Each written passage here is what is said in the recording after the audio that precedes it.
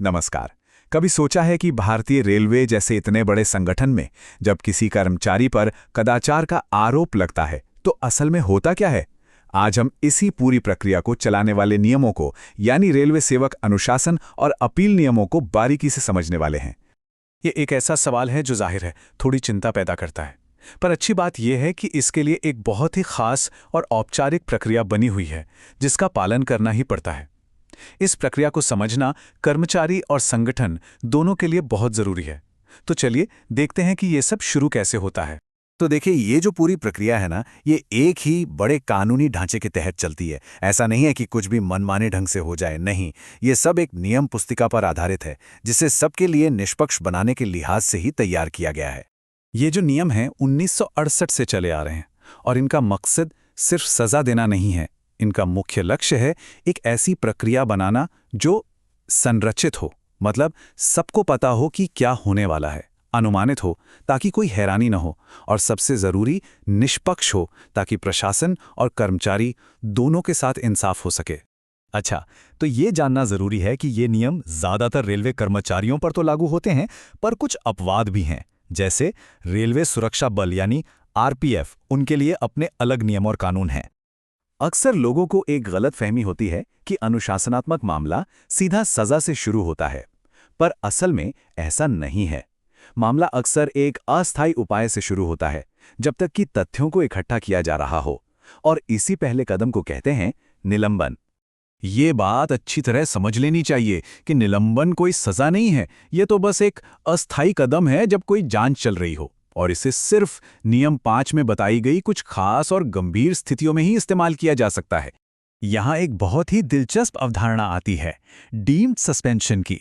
इसका मतलब ये है कि मान लीजिए किसी कर्मचारी को किसी आपराधिक आरोप में 48 घंटे से ज्यादा के लिए हिरासत में रखा जाता है, तो उन्हें अपने आप ही निलंबित मान लिया जाएगा उसी तारीख से जब उन्हें हिरासत में लिया गया था, भले ही कोई औपचारिक निलंबन का आदेश निकला हो या नहीं। अब कर्मचारियों को अनिश्चितकालीन निलंबन से बचाने के लिए भी नियमों में एक समय सीमा है। एक निलंबन आदेश शुरुआत में सिर्फ 90 दिन के लिए ही वैध होता है। अगर इसे बढ़ाना है तो एक समीक्षा समिति को मामले की समीक्षा करके औपचारिक रूप से विस्तार देना होगा, और अगर ऐसा नहीं होता है तो निलंबन अपने आप खत्म हो जाता है। तो ठीक है, निलंबन हो गया, इसके बाद क्या? अगर अनुशासनात्मक प्राधिकारी को लगता है कि मामले को आगे बढ़ाने के लिए पर्याप्त सबूत हैं, तब ये प्रक्रिया अपने सबसे संरचित और कह सकते हैं सबसे जरूरी चरण में जाती है, औपचारिक जांच। तो जैसा कि हम देख सकते हैं, ये एक काफी विस्तृत कई चरणों वाली प्रक्रिया है। नियम 9 में दिए गए इन सभी चरणों का मकसद बस एक ही है, ये पक्का करना कि कोई भी फैसला जल्दबाजी में न लिया जाए। ये इस बात की गारंटी देता है कि तथ्यों की पूरी तरह से जांच हो और कर्मचारी को अपना पक्ष रखने का पूरा मौका मिले। सुनवाई के दौरान दो बहुत ही महत्वपूर्ण किरदार होते हैं। एक तरफ प्रस्तुतकर्ता अधिकारी जो प्रशासन की तरफ से मामला पेश करता है, और दूसरी तरफ सहायक रेल सेवक जिसे आरोपी कर्मचारी खुद चुनता है। ये कर्मचारी को प्रक्रिया समझने और अपना बचाव तैयार करने में मदद करता है। मतलब एक तरह से ये उनका मार्गदर्शक होता है। ठीक है, तो जांच हो गई, रिपोर्ट भी जमा हो गई। अब अनुशासनात्मक प्राधिकारी को फैसला लेना है कि इसका नतीजा क्या होगा।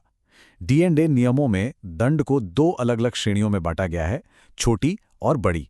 चलिए देखते हैं कि इनमें क्या फर्क है, और ये फर्क बहुत बड़ा है। छोटी शास्तियां जैसे कि परिनिंदा, मतलब एक औपचारिक डांट या पदोन्नति रोकना, ये सब कम गंभीर हैं। लेकिन बड़ी शास्तियों का असर कर्मचारी के करियर पर बहुत गहरा और अक्सर स्थायी होता है। देखिए, रेलवे में सुरक्षा सबसे ऊपर है और ये नियमों में भी साफ झलकता है। खतरे में सिग्नल पार करने जैसे गंभीर अपराधों के लिए नियमों में साफ साफ लिखा है कि आमतौर पर बड़ी शास्तियों में से ही कोई एक सजा दी जानी चाहिए। इससे पता चलता है कि इन गलतियों को कितनी गंभीरता से लिया जाता है। तो क्या अनुशासनात्मक प्राधिकारी का फैसला ही आखिरी होता है? जी नहीं, बिल्कुल नहीं। इन नियमों में एक अंतर्निहित सुरक्षा उपाय भी है, फैसले को चुनौती देने का अधिकार। नियम 18 जो है वो अपील के लिए काफी व्यापक अवसर देता है। मतलब कर्मचारी सिर्फ अंतिम दंड के खिलाफ ही नहीं, बल्कि निलंबन जैसे शुरुआती फैसलों के खिलाफ भी अपील कर सकता है। ये इस बात को पक्का करता है कि प्रक्रिया के हर चरण की समीक्षा की जा सके। लेकिन हाँ, इसमें समय का ध्यान रखना जरूरी है। अपील आदेश मिलने के 45 दिनों के अंदर अंदर दायर करनी होती है। हालांकि अगर देर होने का कोई जायज़ कारण हो तो इस समय सीमा को बढ़ाया भी जा सकता है। और ये अपील की प्रक्रिया कोई औपचारिकता नहीं है। अपीलीय प्राधिकारी के पास मामले को पूरी तरह से समीक्षा करने की शक्ति होती है। वे सबूतों के आधार पर दंड की पुष्टि कर सकते हैं, उसे कम कर सकते हैं, उसे बढ़ा भी सकते हैं या फिर उसे पूरी तरह से रद्द भी कर सकते हैं।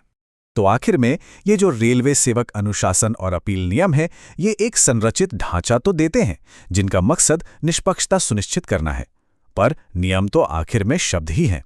असली न्याय तो उन लोगों पर निर्भर करता है जो इन नियमों को लागू करते हैं, अपने मानवीय निर्णय, विवेक और निष्पक्षता की भावना के साथ। यहीं आकर नियम और मानवता का संगम होता है।